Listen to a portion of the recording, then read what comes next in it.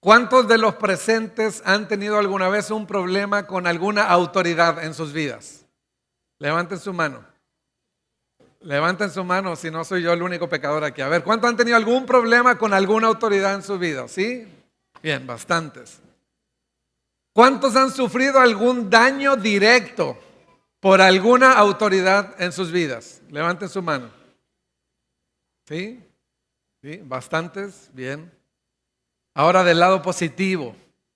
¿Cuántos han tenido o conocido alguna buena o excelente persona en autoridad en sus vidas? Llámese padres, jefes, pastores, etcétera. ¿Sí? ¿También? Bien, no todo es malo, ¿ven? Cuando hablamos de autoridad, normalmente estamos un poco marcados por las experiencias negativas de autoridad que hemos tenido. A lo mejor algunos de ustedes han tenido un padre abusivo, un padre ausente, un padre golpeador, una madre también golpeadora, abusiva, o han sufrido maltrato en su trabajo por algún jefe o alguna otra autoridad que han tenido en sus vidas, o en alguna iglesia han tenido una experiencia dolorosa de autoridad. Pero también es cierto que hemos tenido algunas buenas experiencias. No todo ha sido malo. Sin embargo, sobre todo para las generaciones más jóvenes, millennials para abajo, es complejo hablar de autoridad, porque estamos en medio de una generación y una cultura en donde parece que la anarquía es la solución a los problemas de autoridad caída en este mundo caído. Entonces, debido a que hemos tenido algunas malas experiencias, pueden ser eclesiásticas como fuera de la iglesia, pueden ser en el trabajo o en la familia. A veces pareciera ser que la anarquía es la respuesta, pero no lo es. De hecho, el pastor Mark Dever dice que reconocer la naturaleza caída de la autoridad humana y el hecho de que la autoridad puede ser abusada, reconocer eso es algo bueno. No debemos ser ingenuos. Porque así como hay padres abusivos o hay jefes abusivos, amos abusivos, también pudiera ser que en el entorno eclesiástico haya algunos tipos de abuso de autoridad. Algunos le llaman específicamente abuso de autoridad espiritual. Así que no es malo reconocer que en este lado de la gloria, de este lado de la gloria, todavía no estamos en la eternidad, en la Nueva Jerusalén, no estamos glorificados, todavía hay experiencias de autoridad caída. Sin embargo, y aquí termino la cita de Dever, desconfiar de toda autoridad también es algo malo. Y dice de la persona que desconfía de todo tipo de autoridad algo muy negativo acerca de su propio corazón. Así que no es malo reconocer que existe la posibilidad de que la autoridad sea mal usada, pero es igualmente malo cuando alguien no puede confiar en ninguna autoridad en sus vidas. Porque la anarquía no es la respuesta que Dios da a este problema. De hecho, si entendemos un panorama general de la Biblia, mis hermanos, desde el Génesis Dios delegó autoridad. Dios ha delegado autoridad en todas las esferas o en todas las economías, así se le llama administraciones de la sociedad, con el propósito de que los hombres hechos a imagen de Dios reflejen a Dios y ejerzan esa autoridad delegada bajo la autoridad divina. Pero obviamente sabemos lo que pasó en el huerto del Edén. Nuestros primeros padres se rebelaron a Dios y nosotros también lo hemos hecho, y desde entonces la autoridad no funciona como debería.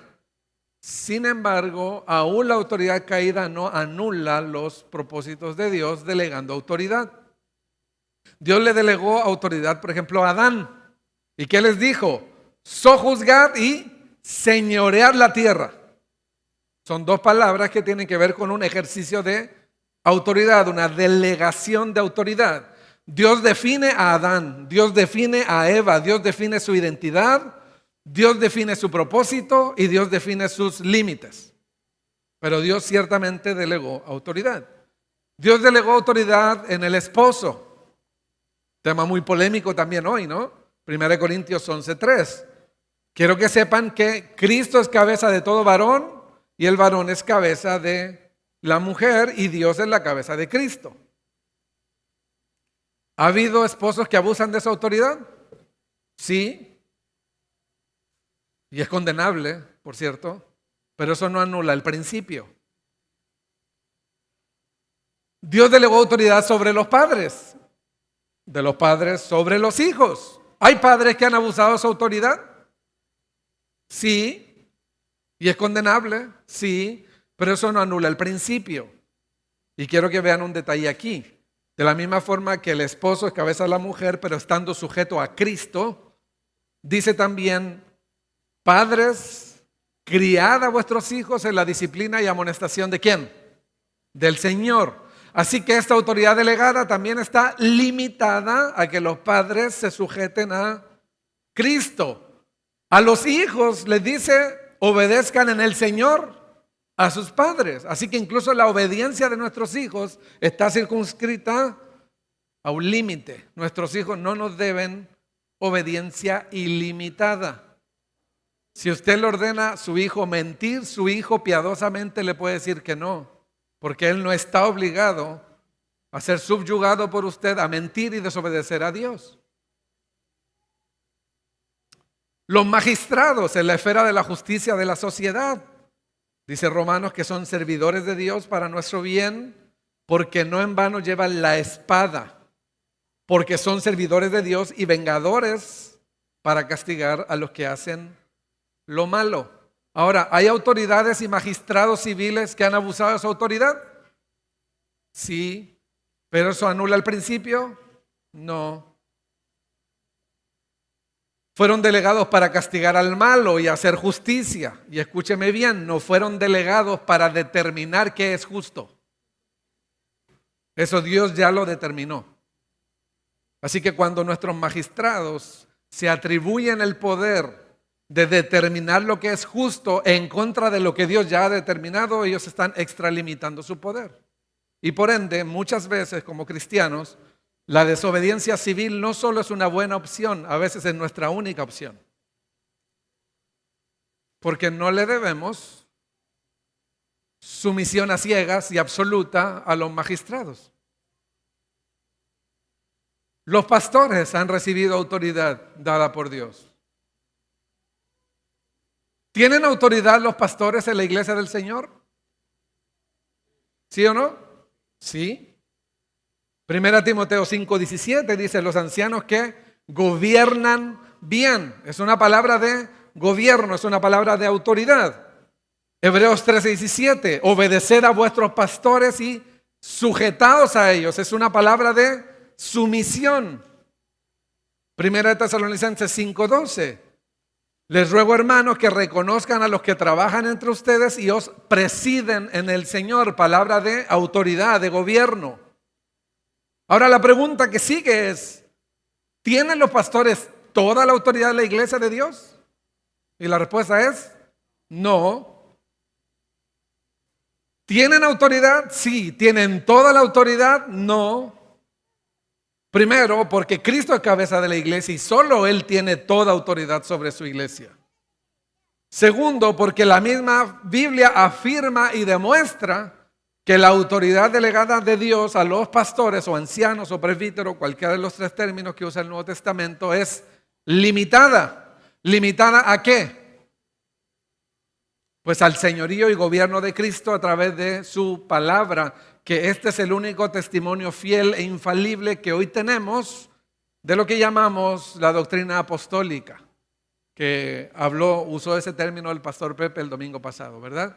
La doctrina apostólica. Hoy tenemos este registro fiel y Cristo gobierna a su iglesia y usa a sus pastores con un poder delegado, pero no absoluto.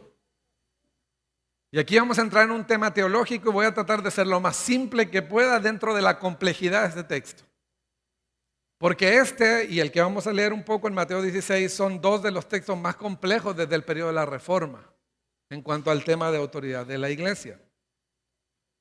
Pero en el Evangelio según Mateo se usa solo 3 veces la palabra iglesia, 3 veces. Y en este texto hay 2 de esas 3. Dilo a la iglesia y si no oyere a la iglesia, ahí están 2.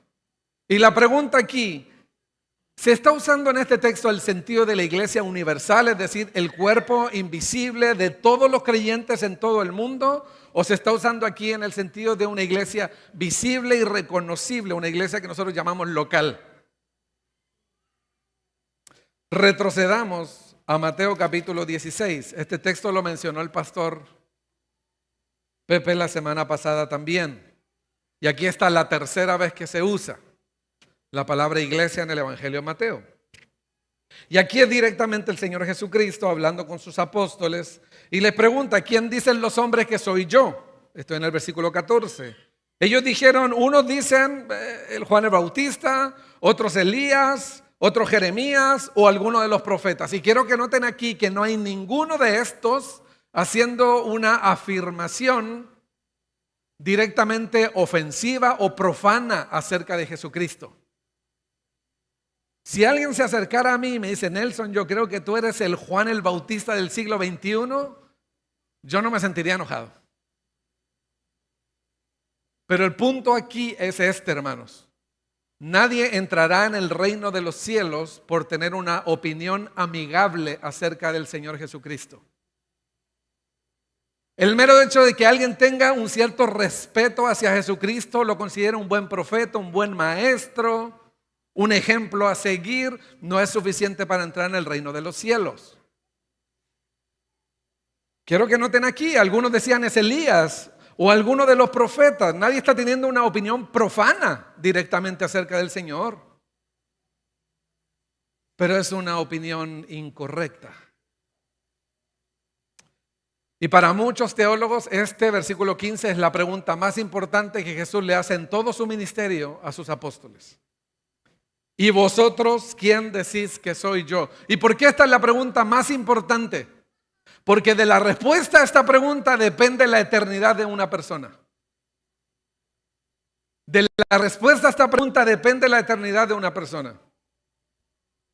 Entonces respondió Simón Pedro: tú eres el Cristo, Christos, que es una palabra que tiene toda una trayectoria en el Antiguo Testamento, el ungido, el Mesías, el Hijo del Dios viviente. Pero quiero que noten un detalle más en el texto.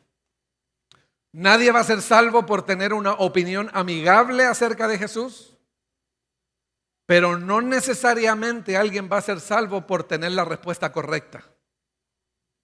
¿Por qué? Noten el siguiente versículo.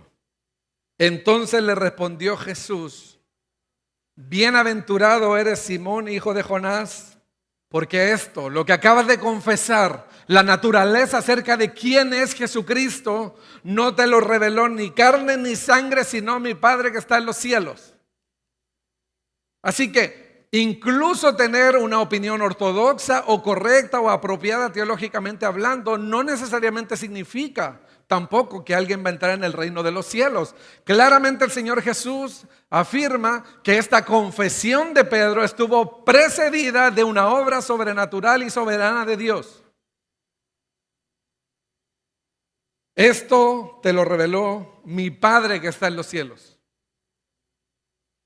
Y yo también te digo que tú eres Pedro, Petros, y sobre esta Petra, esta roca, edificaré mi iglesia. Y ahí está la tercera vez que aparece en el Evangelio de Mateo. Y la pregunta ahí es: ¿en qué sentido está usándola en Mateo 16? ¿En el sentido universal? Esa congregación de todos los llamados por su nombre que están unidos a Cristo, el cuerpo universal, o es una iglesia local. Y obviamente aquí se refiere a la iglesia universal. Y si regresamos a Mateo 18, entonces cuando el Señor dice aquí: dilo a la iglesia, y si no oyere a la iglesia, la está usando necesariamente en el sentido local. Y este vino a ser un texto muy importante en nosotros los bautistas. Y eso es lo que vamos a tratar de explicar hoy. Como les dije, no voy a tratar Mateo 18 sobre el proceso y el propósito de la disciplina eclesiástica. Eso se va a tratar en otra sesión más adelante en la serie. Pero quiero dejar el fundamento acerca de la autoridad de la iglesia. Ahora, para ejercer bíblicamente cualquier esfera o economía de autoridad delegada por Dios, usted y yo tenemos que estar bajo autoridad. Si usted quiere ejercer bien su rol como esposo y cabeza del hogar, usted no fue declarado un tirano en su casa y dictador. Usted debe vivir bajo el gobierno y señorío de Cristo. Si usted quiere ser un padre y una madre que dirige a sus hijos con una autoridad bíblica, usted está bajo autoridad. Si usted es un amo, un dueño de un negocio, que es otra esfera también delegada por el Señor. La Escritura dice, ustedes que son amos, tienen que dirigirlo recordando una cosa, ustedes tienen un amo en los cielos. Así que aunque seas dueño de tu propio negocio, de todas maneras estás bajo autoridad. Y también estamos bajo la autoridad de los magistrados, que buenos o malos, tienen la espada en nombre de Dios para castigar la maldad. Hermanos, todos estamos bajo autoridad. Y los pastores no somos la excepción de eso. Pero escúcheme una cosa, la iglesia, la eclesía, tampoco está fuera de esa verdad. La iglesia ejerce este poder también bajo autoridad. Ahora bien, este poder, no depende del tamaño de la iglesia. No es que a medida que tienes más miembros, Dios te va dando más poder o Cristo delega más poder, no. Claramente más abajo del texto va a decir que si hay 2 o 3, así que una iglesia de 10 miembros tiene el mismo poder y la misma autoridad dada por Cristo que una iglesia de 5,000 miembros. Tampoco depende de la antigüedad. No es que cada 10 años de antigüedad la iglesia va ganando más poder, no. Una iglesia recién plantada y bíblicamente constituida tiene la misma autoridad y el mismo poder que una iglesia de 50, 70 o 100 años. Esta autoridad depende de la fidelidad de ese grupo de creyentes congregados bajo un liderazgo calificado, reuniéndose en nombre de Cristo en fidelidad a las Escrituras. Y de hecho Sam Waldron, en su libro Exposición de la Confesión de Fe de Londres, hace una mención muy importante y que es importante mantener en nuestras mentes, porque aún la iglesia de Corinto, con todo su desorden, con todos sus problemas internos, con todos sus problemas de pecado, con todo su abuso de la cena del Señor, con todo y su partidismo interno, divididos entre diferentes líderes dentro de la iglesia, con toda y su apatía para condenar el pecado, seguían siendo una iglesia local. Y a esa iglesia local vamos a ir a 1 Corintios capítulo 5 y quiero que vean cómo Pablo, aún y con todos sus problemas, él afirma la autoridad que tienen y los llama a ejecutar esa autoridad en el nombre de Cristo. 1 Corintios capítulo 5. Y aquí el punto es que hay una situación de pecado conocida en la iglesia. La iglesia sabe que hay una situación de un muchacho que tiene una relación incestuosa con la mujer de su padre. Y el apóstol Pablo dice, ¿qué les pasa a ustedes, hermanos, en Corinto? Están envanecidos, no están haciendo nada. Ese pecado ni aún se nombra allá afuera entre los gentiles. Pero noten lo que hace aquí, versículo 3. Ciertamente yo, como ausente en cuerpo, pero presente en espíritu, ya como presente he juzgado al que tal cosa ha hecho. Ahora noten versículo 4, es clave. En el nombre de nuestro Señor Jesucristo. Reunidos vosotros. Aquí hay una iglesia congregada, asambleada, reunida. ¿En el nombre de quién? Del Señor Jesucristo. Y ahora añade otra cosa más. Con el poder de nuestro Señor Jesucristo. Y uno diría, a ver, Pablo, espérate. Esta es una iglesia que está en serios problemas. Ellos están en la peor condición para ejercer autoridad. Y aparentemente uno diría, sabes que mejor ni les digas que tienen autoridad porque va a ser peor. Pero hermanos, esta es una verdad. Con todo y nuestras manchas y arrugas, nuestras iglesias pertenecen a Cristo y tienen una autoridad delegada por Él y en nombre de Él debemos usarla para su gloria. Con todo y nuestros tropiezos, Con todo y nuestros problemas internos tenemos que aprender que seguimos siendo una iglesia, Cristo sigue siendo nuestra cabeza y tenemos que ser fieles a su palabra, cueste lo que cueste.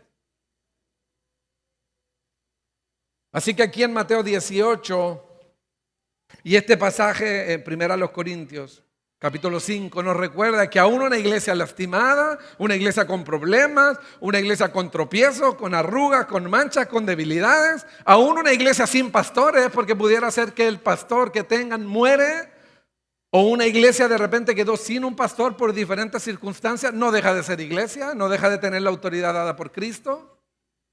No es menos iglesia que la que tiene 8 pastores. Con todas nuestras arrugas y manchas y debilidades, este poder delegado por Cristo sigue en pie.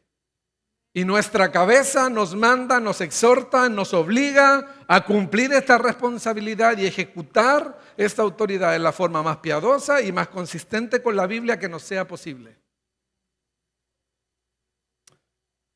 Ahora, hay muchos problemas que enfrentamos aquí. Primero, que hay muchas iglesias que nunca han sido bien formadas para ejecutar dicho poder.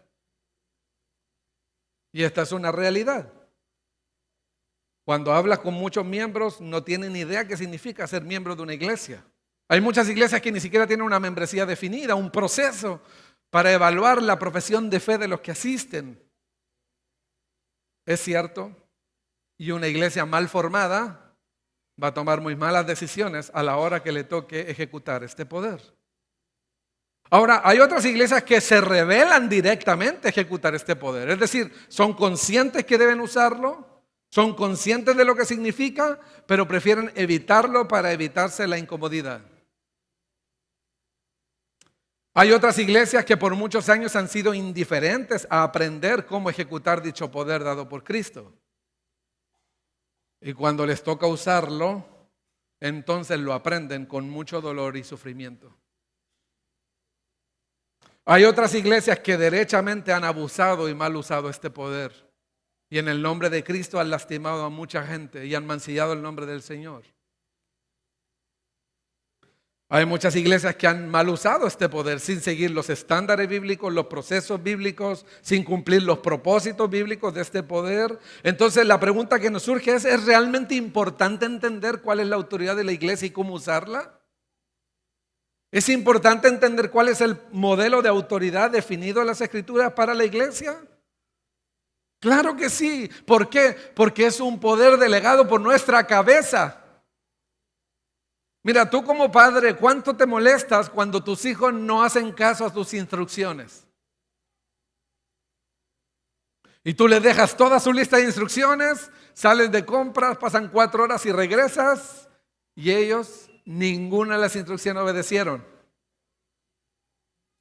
¿Te molesta o no? ¿O solo le molestaba a mi mamá?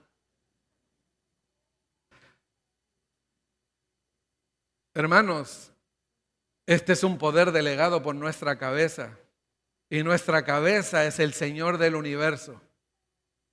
Ni tú ni yo debemos tener el atrevimiento de ir en contra de lo que Cristo ha mandado que hagamos. Esto no debe tomarse a la ligera. Tampoco debe tomarse con descuido. Mucho menos con rebelión abierta a la palabra. Pero una cosa más, hermanos. Incluso con buenos argumentos bíblicos podemos hacerlo con actitudes impías. Y ninguna de las dos son correctas. Esto no debe tomarse a la ligera, ni con descuido, ni con rebelión, ni con actitudes impías, incluso teniendo buenos argumentos. Entonces lo que yo les quiero proponer al meditar en el resto del pasaje, y vamos a tomar diferentes pasajes, porque hoy es más una exposición temática sobre el tema de autoridad. Esta proposición que tengo que quiero que queden en su mente, porque Cristo, cabeza y autoridad legislativa de la iglesia, y ahorita se lo voy a explicar esto, nuestra cabeza y autoridad legislativa ha delegado poder y autoridad a la iglesia, entonces nosotros debemos usarlo bajo su autoridad con temor reverente y para su gloria. Y estos son los 3 puntos que quiero que queden en sus mentes. La iglesia tiene autoridad, pero esa autoridad viene seguida o de la mano de una gran responsabilidad. Y debemos usar esta responsabilidad bajo la autoridad de Cristo con un temor reverente, porque en la iglesia de Cristo y para la gloria de Él, porque Él nos ha encomendado usar este poder para la pureza de la iglesia. Ahora, como les dije, el tema de la postura de gobierno eclesiástico ha sido fruto de intenso debate por varios siglos. Y este vino a ser un tema muy importante en el periodo de la Reforma Protestante. Quizá la mayoría de nosotros estamos familiarizados con las discusiones respecto de la justificación por la sola fide, por la sola fe y sola gracia y todo. Pero había un tema que subyace a esto en las discusiones de Lutero y en otros reformadores. Era quién tiene verdadera autoridad en la iglesia. Y tenemos que recordar que todos los reformadores vienen de un ambiente en donde ¿quién tiene toda la autoridad en la iglesia? El Papa. Y además el Papa habla ex cátedra, y cuando habla ex cátedra, habla de manera infalible comunicando los decretos divinos. Así que el Papa, cuando habla ex cátedra, puede atar la conciencia de todos los fieles en todo el mundo. Y esta discusión subyace porque de hecho el tema de la justificación por fe y la sola escritura fue un resultado de esta otra discusión. ¿Quién tiene legítima autoridad? Y entendemos en la ICAR, Iglesia Católica Romana, ¿verdad?, que hay diferentes fuentes de autoridad que están al mismo nivel. La escritura, la tradición, la interpretación magisterial y el Papa. Y cuando en la Reforma Protestante los reformadores hablaban de sola escritura, la escritura tiene la máxima autoridad por sobre las demás. Así que esto vino a ser una discusión importante incluso en los diferentes grupos reformados que surgen del mundo protestante. Algunos tienen un gobierno episcopado en donde un pastor tiene todo el poder en la iglesia local. Me imagino que varios de nosotros hemos sido miembros en donde la voz del pastor literal es voz de Dios y no de hombre, como decían, ¿verdad?, en Hechos. Lo que dice el pastor se hace, punto. El pastor es una figura incuestionable. Y desde luego, eso es bíblicamente incorrecto. En el contexto latinoamericano, quizá esto es más común porque hay una gran cantidad de personas que vienen del trasfondo católico romano, en donde hay una autoridad papal que es incuestionable. Y a veces la gente de buena fe asume que ese es el modelo bíblico. Ahora, hay otra forma de episcopado que es más piramidal, que por ejemplo ocurre en iglesias metodistas, en donde hay un obispo que está por sobre los pastores de las iglesias locales y tiene una autoridad vinculante con esas iglesias, pero es un pastor o un obispo externo. Similar al gobierno presbiteriano, en donde hay un grupo de pastores, pero que responden a una autoridad externa a la iglesia local, que normalmente ellos llaman un consistorio o un presbiterio. Esto es para que vea, yo les dije que este pasaje es intenso porque ha habido discusión en grandes hombres de fe para entender cuál es la naturaleza de la autoridad eclesiástica. Ahora, en ambos casos, tanto en estos episcopados piramidales como en el presbiterianismo, se basan en una distinción muy importante que nosotros los bautistas no creemos. Ellos ven los tres términos del Nuevo Testamento como tres rangos de autoridad. Pastores, ancianos, obispos, como tres niveles o tres rangos de autoridad. Entonces se arma una pirámide. Entonces hay un pastor o un obispo que tiene autoridad sobre los ancianos, en algunos casos al revés, los pastores sobre los ancianos, en otras los ancianos sobre los pastores, pero el punto es el mismo. Hay un episcopado, hay una triangulación de poderes hacia arriba. Pero uno de los distintivos del gobierno bautista es que creemos que los tres términos del Nuevo Testamento son sinónimos que describen al mismo oficio y no tres niveles de poder. Ahora bien, surge este tema entonces del congregacionalismo. ¿Cuántos han oído esa palabra? ¿Cuántos han oído la palabra congregacionalismo? ¿Sí lo han entendido? ¿O lo han escuchado? Bien, este surge dentro de esta misma discusión y uno de los hombres importantes en esta discusión es John Cotton, que escribió un libro que se llama Las llaves del reino de los cielos. que es parte de lo que yo estoy terminando y desarrollando aquí. A él se le llama el padre del congregacionalismo, porque parte de sus escritos vinieron a ser la base fundamental de la primera y segunda confesión de fe bautista de Londres. Ahora, es posible que al escuchar el término congregacionalismo haya algunos malos entendidos que tenemos que corregir.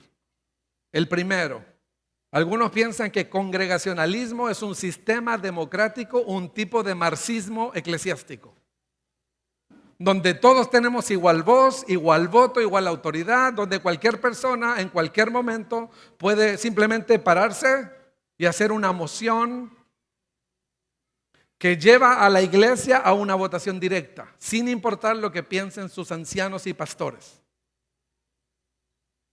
Y obviamente este tipo de entendimiento del congregacionalismo no es bíblico por varias razones, pero está infectado en cierto sentido por el marxismo y también por la explosión de la igualdad de voto femenino.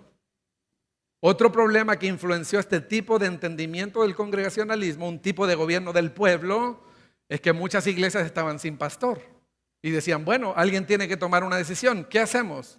¿Qué piensas tú? ¿Qué pienso yo? ¿Qué piensas tú? Bueno, pues gobernemos la iglesia así como va saliendo. Hermanos, y lo que nos demuestra la Escritura y nos demuestra el tiempo, que incluso decisiones bien intencionadas en contra de la Biblia siempre van a resultar mal. Otra deformidad en el gobierno congregacionalista que ha ocurrido es un gobierno a través de una mesa de diáconos, en donde los diáconos a veces hasta tienen más autoridad que los pastores, o son como el tipo de magisterio que dirige el ministerio eclesial. Y aquí quiero aclarar que si bien los diáconos son y deben ser hombres fieles al Señor, que ejerzan bien el diaconado y como dice 1 Timoteo, que ganan para sí un grado honroso en el Señor y son de mucha confianza y estiman el Señor, no hay ninguna palabra en el Nuevo Testamento de gobierno y autoridad y poder que esté relacionada a los diáconos, solamente a los ancianos y a la eclesía. Hay otro tipo de congregacionalismo que quizá usted ha conocido, y esta es la historia de un amigo mío que es pastor, en donde después de una sesión de negocios, de una decisión absurda como de cambiar el color de la alfombra, un diácono terminó apuntando con un arma a otro miembro en el estacionamiento de la iglesia. Y ese pastor amigo me dijo, yo ese día decidí que nunca más voy a hablar con la iglesia y todo lo voy a decidir solo. Y yo le dije a él, hermano, lo siento, tu mala experiencia no puede determinar tus siguientes acciones en el ministerio.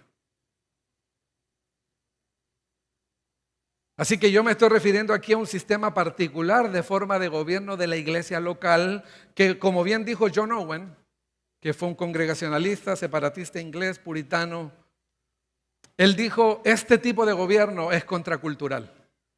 ¿Y por qué es contracultural? ¿Recuerdan las palabras de Jesús en Mateo capítulo 20? Que dijo, ustedes saben que los gobernantes de las naciones se enseñorean de ellas y los que son grandes ejercen potestad sobre ellas, pero entre vosotros no será así. Hermanos, nadie quiere naturalmente un gobierno limitado. Nadie quiere naturalmente estar bajo la autoridad de otro. Nadie quiere naturalmente rendir cuentas efectivas a otro. Nadie quiere naturalmente compartir la autoridad delegada. Pero Dios lo determinó así. La iglesia está autoridad ejerciendo su autoridad y los pastores están bajo autoridad ejerciendo su autoridad. Porque el único que tiene autoridad ilimitada en la iglesia de Cristo es su cabeza. Esto es Cristo Jesús.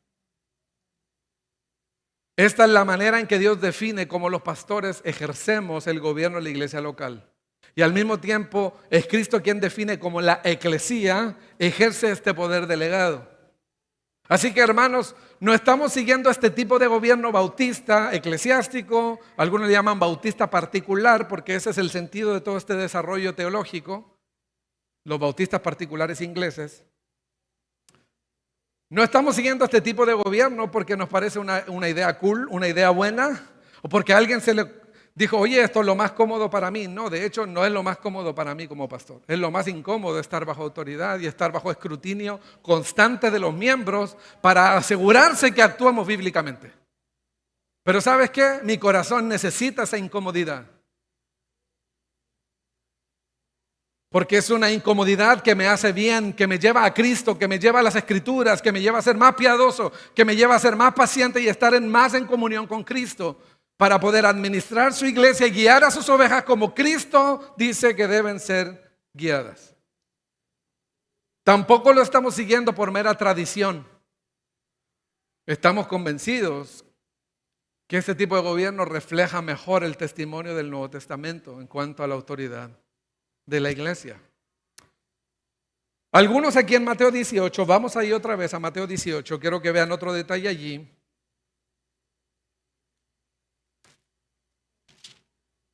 Mateo 18, y quiero que veamos un detalle aquí.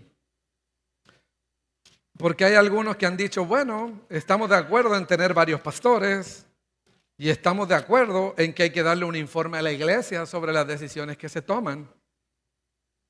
Entonces algunos dicen, y si no os oyere a ellos, dilo a la iglesia.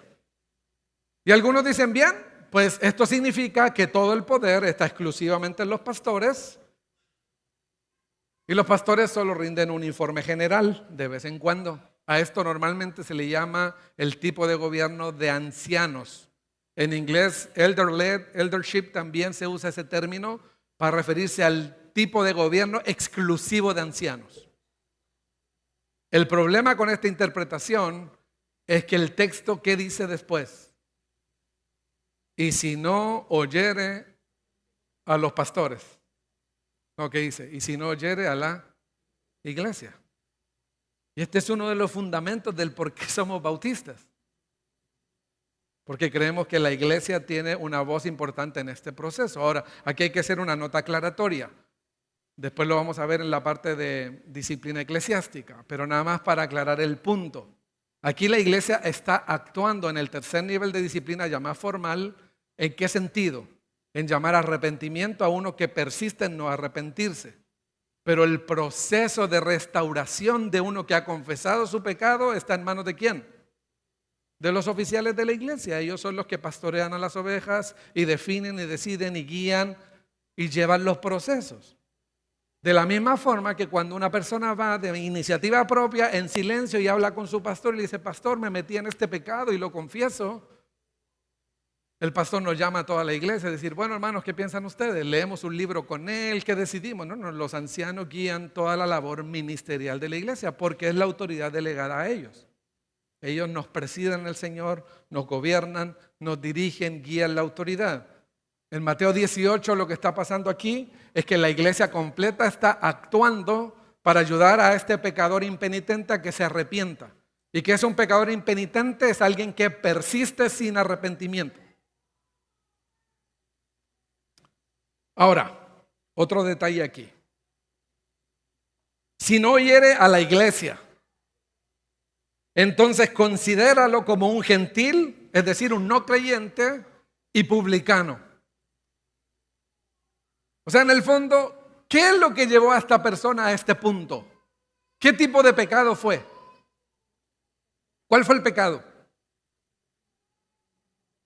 Pues el texto no nos dice, simplemente dice si tu hermano peca, ni siquiera sabemos qué pecado.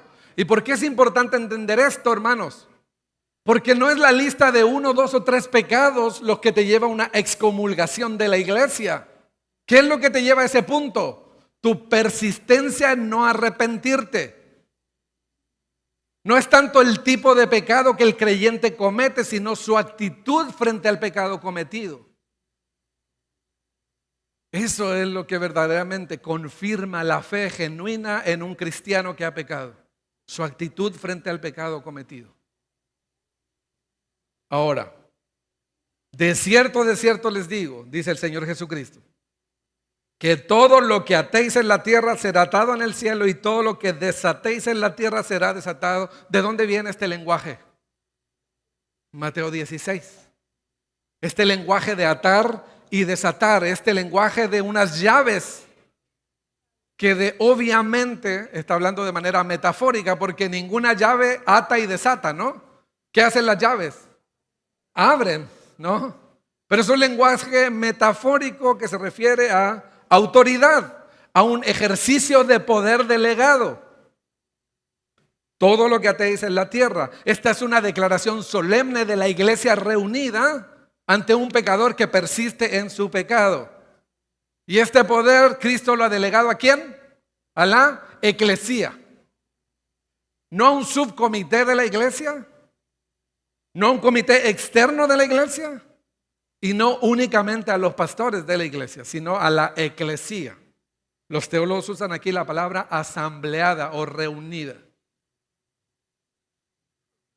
Así que cuando Jesús dice sobre esta roca edificaré mi iglesia, vemos que esta es la verdad de Cristo, que es suprema en la iglesia de Dios, el santo evangelio de Dios que la iglesia protege y proclama. Él dice, yo edificaré, esta es la obra de Cristo, mi iglesia es la posesión de Cristo, la iglesia es la comunidad de Cristo y la garantía de Cristo es que ni el mismo infierno va a prevalecer contra su iglesia. Con todas sus manchas, con todos sus tropiezos, con todas sus arrugas, con todos sus problemas, es la iglesia de Cristo y Él garantiza que esta iglesia vencerá. Pero hermanos, al mismo tiempo esto nos tiene que causar un temor reverente, porque administramos cosas que le pertenecen a otro. Son las ovejas de Él, es el pueblo de Él, es la iglesia de Él. Esto debe mover en nuestros corazones suma reverencia. Nosotros los pastores tenemos una gran responsabilidad, porque el apóstol Pedro nos dice que a quién rendiremos cuenta finalmente. Delante del príncipe de los pastores. Mira, por más que un pastor sea tirano y huya de su rendición de cuentas de autoridad aquí en la tierra, un día en la eternidad estará delante del Cordero que vive para siempre y rendirá cuentas. Nadie podrá huir de la autoridad de Cristo, porque Él es Señor en la tierra, en el cielo y debajo de la tierra. Así que, ¿qué son las llaves del reino? Porque yo no conozco ninguna llave que ate. Yo conozco llaves que abren, ¿verdad?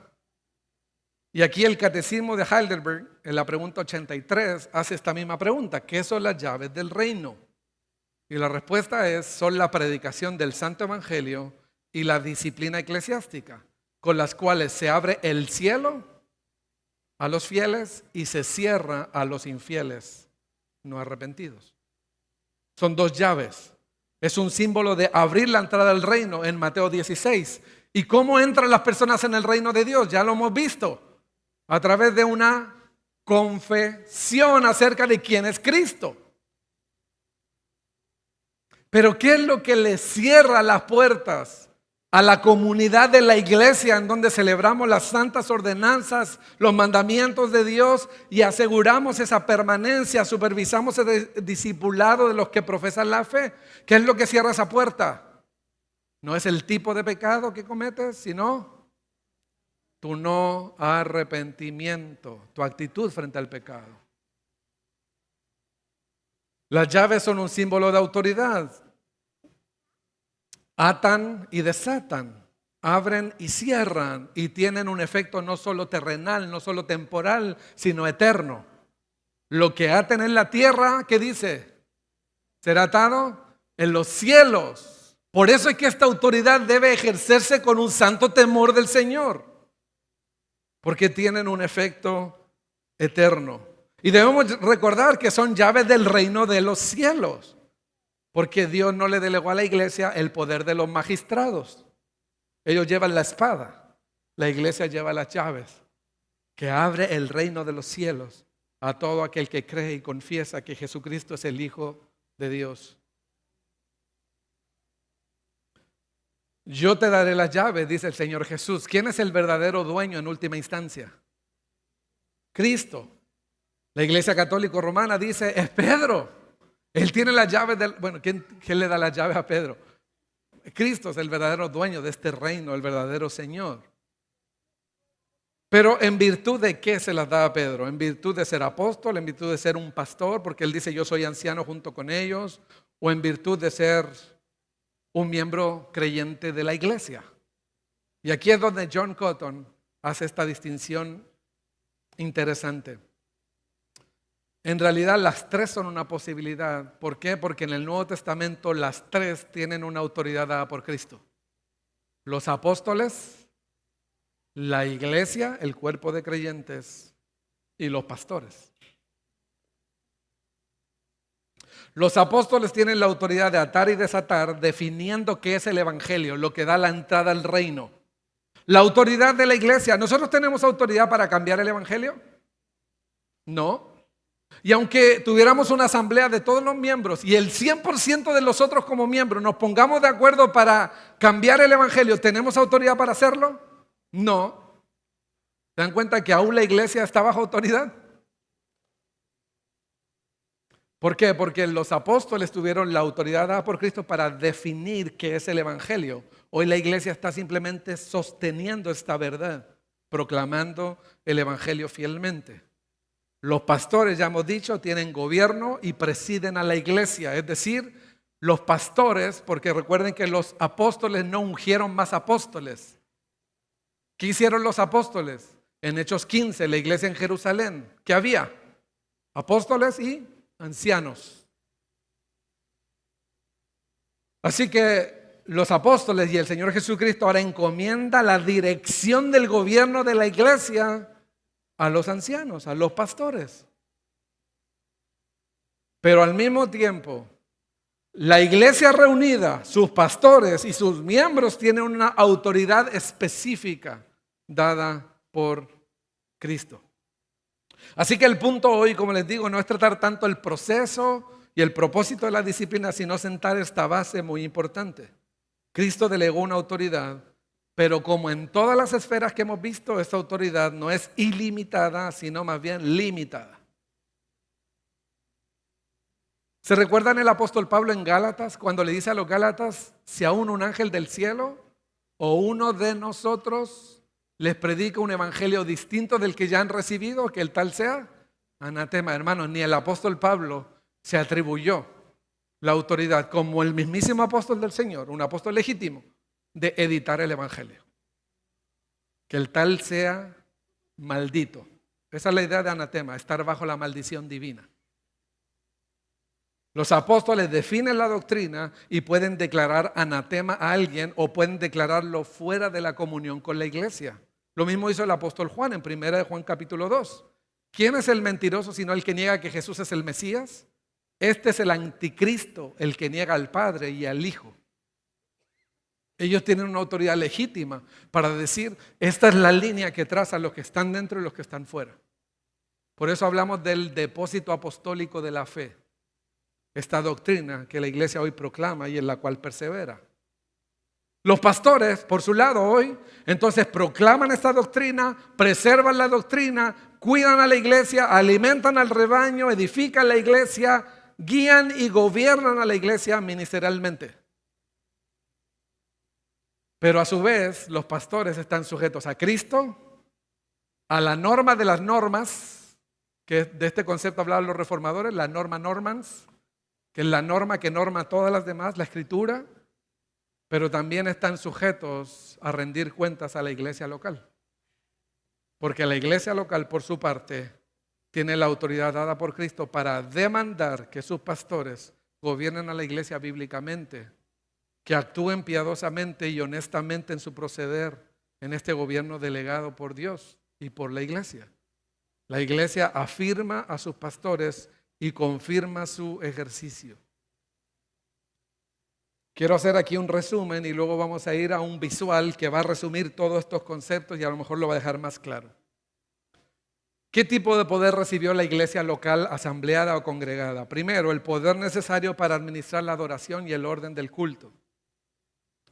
Para evitar el pecado y el desorden de los miembros, o este tipo de poder del pueblo, este tipo de marxismo eclesiástico, Dios ha definido lo que la iglesia hace y para qué existe.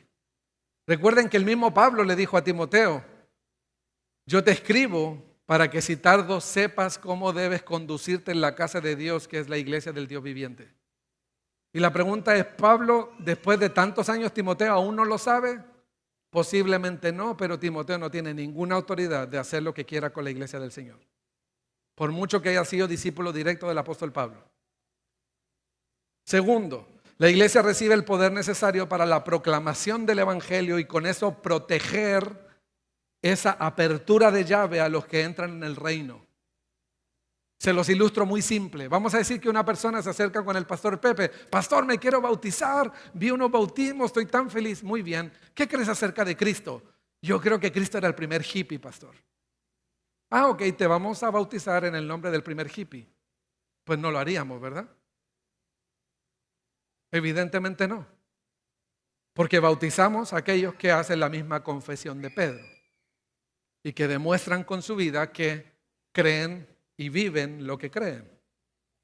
Y con eso protegemos la entrada. ¿En qué sentido? En que ayudamos a las personas como iglesia a que no crean que su falsa profesión los está haciendo entrar al reino de los cielos, cuando en realidad están fuera. Tercero, la iglesia tiene el poder necesario para afirmar esa profesión de fe a través de las ordenanzas. ¿Quién celebra la cena del Señor? Si nos visita una persona mormona, ¿celebraría la cena del Señor con nosotros? Claro que no. Porque no creen lo mismo, no tienen la misma confesión acerca de quién es Jesucristo. Pero la cena del Señor tampoco lo toma mi hija, porque ella aún no ha profesado una fe salvífica en el Señor. Así que a través de las ordenanzas, el bautismo y la cena del Señor, afirmamos y confirmamos esa profesión de fe. Cuarto, la iglesia tiene el poder necesario para preservar la pureza y la consagración de sus miembros. Esto es a través de la disciplina y la excomulgación de los que no se arrepienten. Y algunos dicen, Nelson, eso de la disciplina es no tener amor por la gente. Y de hecho es todo lo contrario. Dejarte en tu pecado sin confrontarlo, haciéndote creer que eres cristiano, viviendo contra Cristo, es falta de amor. De hecho, porque te amamos, confrontaremos tu pecado. Porque te amamos, vamos a ayudarte a salir de la dureza y del engaño del pecado. Porque te amamos y porque amamos a Cristo, queremos presentar a Cristo esta novia pura, radiante y sin mancha. Es por amor que la iglesia hace disciplina. Pero también la iglesia tiene el poder para afirmar y reconocer a sus ancianos y diáconos. Ustedes no van a ver nunca aquí, espero, que un día llegue el pastor Pepe y diga, bueno, pues mañana mi hijo es pastor de ustedes, les gusta o no, listo, ya está puesto, lo puse yo. No, porque es la iglesia la que confirma, afirma, reconoce a sus pastores. Hermanos, esta autoridad a la iglesia, estas llaves en manos de la iglesia es libertad. ¿En qué sentido es libertad? En que la iglesia tiene la libertad y la autoridad y el poder dado por Cristo de nunca estar sujeta a ningún liderazgo tiránico. Pero si usted no estudia las Escrituras y usted no conoce el poder que Cristo le ha dado a la iglesia, entonces usted puede ser fácilmente presa de un engaño espiritual. Por último, la iglesia tiene el poder para demandar que todas las cosas en la iglesia se ejecuten de manera bíblica y piadosa. En otras palabras, usted tiene toda la libertad de acercarse a sus pastores y preguntarles si están actuando bíblicamente. Y esa es la responsabilidad que nosotros tenemos, de poder vivir y demostrar que estamos actuando para la gloria del Señor y bajo su autoridad. Entonces quiero mostrar una imagen aquí para terminar, en donde voy a hacer un resumen visual para explicarles esto. Hemos dicho que ¿quién es la cabeza de la iglesia? Cristo. Y ahí está Cristo, el único rey, el único que tiene autoridad absoluta sobre la iglesia. El único. Él manda y su iglesia dice, amén, punto final. La primera llave, Mateo 16, es esta llave con la que la iglesia protege el ¿Qué del reino? Es decir, el mensaje, la confesión. Lo mismo que hizo el Señor Jesús con sus apóstoles, hoy los pastores lo hacen con todos los que quieran hacerse miembros. Pastor, me quiero hacer miembro. Muy bien, necesitamos conversar. ¿Qué crees acerca del Señor Jesucristo? Y estamos protegiendo el qué del reino, la confesión. Que la persona tenga un entendimiento claro de qué es el Evangelio. Pero ya hemos dicho que una mera confesión no necesariamente significa que alguien es miembro del reino. Así que aquí está la segunda llave para atar y desatar, que es la autoridad dada por Cristo a la iglesia para proteger el quién del reino. Es decir, aquellos que profesan la fe y queremos ver en los años que den un fruto digno de esa fe. Y cuando no estén dando un fruto digno de esa fe, la iglesia, ¿qué va a hacer? Se va a cerrar los ojos y va a decir, yo no me quiero incomodar. No, ¿qué va a hacer la iglesia? En el nombre de Cristo y por la autoridad de Cristo y para el bien de tu alma, vamos a ayudarte a salir de ese pecado. Y si esa persona insiste en pecar y no se arrepiente, insiste en pecar y no se arrepiente, insiste en pecar y no se arrepiente, ¿qué tiene que hacer la iglesia? ¿Dejarlo vivir en su engaño espiritual? No, la iglesia tiene que decir, en el nombre de Cristo, entonces te cerramos la puerta, ya no puedes participar de esa cena del Señor en donde Él habita en comunión con los suyos. Ya no puedes servir a la iglesia porque hoy, recuerden, no es el tipo de pecado, sino la dureza en persistir en no arrepentirte nos hace dudar de tu profesión de fe. Y hasta que haya un fruto digno de arrepentimiento, entonces la iglesia vuelve a abrir esa llave. Pero Cristo gobierna la iglesia a través de sus pastores. Cristo ha delegado, ahí está la P, de sus presbíteros o pastores. Ellos gobiernan, ellos dirigen, pero ellos tienen un tipo de gobierno que es ministerial, porque solo Cristo, dale el siguiente clic, tiene gobierno legislativo. Y aquí les voy. Les dije hace un rato, ¿qué pasa si el 100% nos ponemos de acuerdo para redefinir el matrimonio? Esa no es legítima autoridad. Pero aunque todos nuestros pastores nos pongamos de acuerdo en cambiar el evangelio, esa tampoco es legítima autoridad. Así que aunque haya el 100% de pastores en una iglesia, sean 2, sean 4, sean 9, 18 pastores, si están decidiendo algo en contra de Cristo, esa autoridad es ilegítima, porque el único que tiene poder legislativo en su iglesia es el Señor Jesucristo. ¿Y dónde tenemos el registro de sus mandatos? En las Escrituras. Así que ahí está la A de apóstoles. Bueno, no se ve tanto aquí en pantalla, pero es una A pequeña, porque el uso de estas llaves está siempre circunscrito a nuestra fidelidad al depósito apostólico de la fe. Es decir, esta perseverancia en hacer lo que es bíblicamente correcto. Pero ya hemos dicho que por otro lado, junto con los pastores, la eclesía, la iglesia, los miembros, aquellos visiblemente reconocidos como seguidores de Cristo que están asambleados y reunidos debajo de sus pastores o bajo el gobierno ministerial de sus pastores, también tienen autoridad. Pero la pregunta es, ¿en qué tienen autoridad? Y en este sentido la iglesia tiene poder y estas llaves, como ya les he dicho, significan también libertad. ¿Libertad de qué? Y ahí está el siguiente slide. Primero, para confirmar a sus miembros. Este es el poder que tiene la iglesia. Confirmamos a los que les abrimos las llaves para entrar en el reino debido a su confesión de fe. Pero también tiene autoridad para disciplinar y excomulgar si es necesario a algún profesante pero no arrepentido. ¿Y esa autoridad quién la tiene en última instancia? La iglesia reunida, junto con sus pastores y miembros. Esto es para excomulgación. Después en disciplina de la iglesia seguro van a hablar un poquito más del tema. Tercera cosa, la iglesia tiene poder y libertad para reconocer y afirmar a sus propios oficiales, ancianos y diáconos. Pero ¿cómo escogemos ancianos y diáconos? ¿Y cómo los reconocemos? ¿Y cómo los afirmamos? De acuerdo a los parámetros bíblicos. ¿Verdad?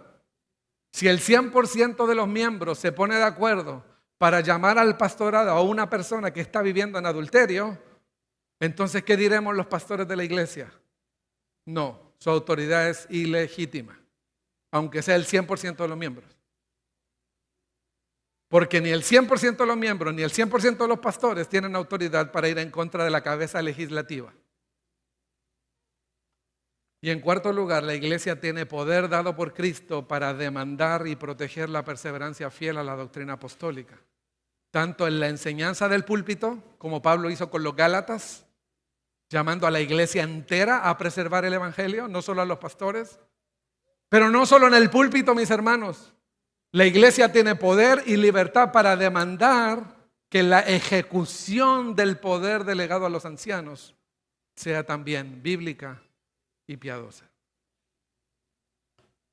Mis hermanos, les he explicado casi 2 siglos de discusión en 1 hora. Pero quiero que nos vayamos con un par de aplicaciones prácticas en nuestras mentes y corazones.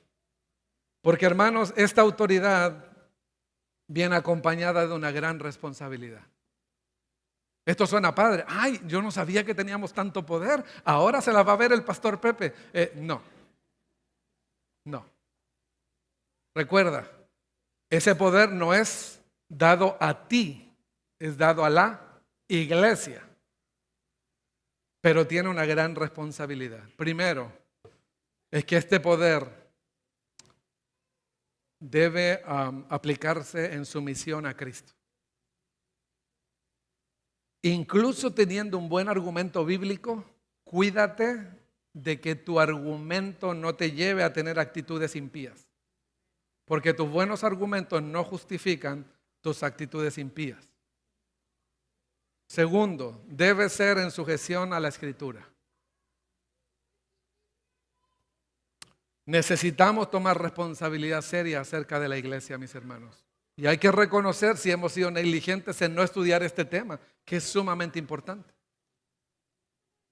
Segundo, necesitamos asegurarnos de estudiar cómo ejercer claramente y bíblicamente y piadosamente este poder delegado por Cristo. Porque si no, estaremos dañando a su propia iglesia. Y eso no es una cosa para jugar. Tercero, necesitamos un corazón humilde para corregir lo que hemos hecho mal. En lo individual y en lo eclesiástico, y confesarlo sin excusas. Señor, hemos sido negligentes. Señor, no lo hemos hecho bien, y hay que tener un corazón humilde para hacerlo. Cuarto, necesitamos ser un pueblo unificado en un mismo corazón, porque al final, mis hermanos, queremos una sola cosa: que el Señor sea glorificado en su iglesia. Tenemos que cuidarnos de la división, incluso cuando tenemos diferencias de opinión. Quinto, debemos recordar que la iglesia es del Señor y no tenemos derecho de hacer con ella lo que se nos da la gana. Es del Señor. Necesitamos una buena dosis de temor reverente que nos sacuda el alma, mis hermanos. Porque es la iglesia del Señor. Debemos ser dóciles para decir sí a todo lo que la Escritura nos mande. A veces va en contra de nuestras tradiciones, a veces va en contra de nuestras conveniencias, a veces va en contra de nosotros mismos, pero hermanos, digamos sí a todo lo que nuestra cabeza dice que tenemos que decir que sí. Hermanos, aunque duela, nos irá bien. Siempre nos irá bien si obedecemos a Cristo, nuestro capitán. Si hemos dañado a la iglesia de Cristo, debemos arrepentirnos. Como dice Pablo a los Gálatas, hermanos, cuidad que no os comáis y os mordáis unos a otros, porque somos la iglesia del Señor. Pero quiero darte un aliento. Yo he sido culpable muchas veces de dañar a mis hermanos en la fe. Pero quiero decirte algo: Cristo lavó incluso ese pecado en la cruz del Calvario. Y qué glorioso Salvador tenemos, que incluso destruyendo y atacando a su propio cuerpo, Él nos perdona y nos lava y nos redime. Y debemos recordar, por último, que Cristo merece toda gloria, que todo se lo debemos a Él. Y que todo lo que hacemos en su iglesia es para su gloria. Así que cierro con la proposición. Porque Cristo, cabeza y autoridad legislativa de la iglesia, ha delegado poder y autoridad a la iglesia. Nosotros debemos usarlo bajo su autoridad, con temor reverente y para su gloria. ¿Por qué no oramos? Amado Dios, venimos delante de ti porque tenemos mucho que aprender y mucho que ser cambiados. Ruego por mis hermanos amados. Señor, esta iglesia tiene un lugar muy especial en mi corazón. Hemos orado muchas veces por esta iglesia. Y yo te ruego, por favor, Señor, por tu pura misericordia, sacúdenos con una dosis de temor reverente en nuestras almas, para que amemos tu iglesia, cuidemos tu iglesia y hagamos todo lo que sea necesario hacer para que obremos bíblicamente, cuidemos a los tuyos, amemos a los tuyos, restauremos a los tuyos, levantemos a los caídos y mostremos que tenemos un grande y glorioso Salvador que redime, que restaura, que levanta, que transforma, que cambia y que hace cosas gloriosas a través de pecadores débiles como nosotros. Señor, te pido que unas como nunca antes el corazón de esta iglesia. Y oro, Señor, que te glorifiques aquí. Hazlo para nuestro bien y para tu gloria. Y lo pedimos en el nombre de Jesús. Amén.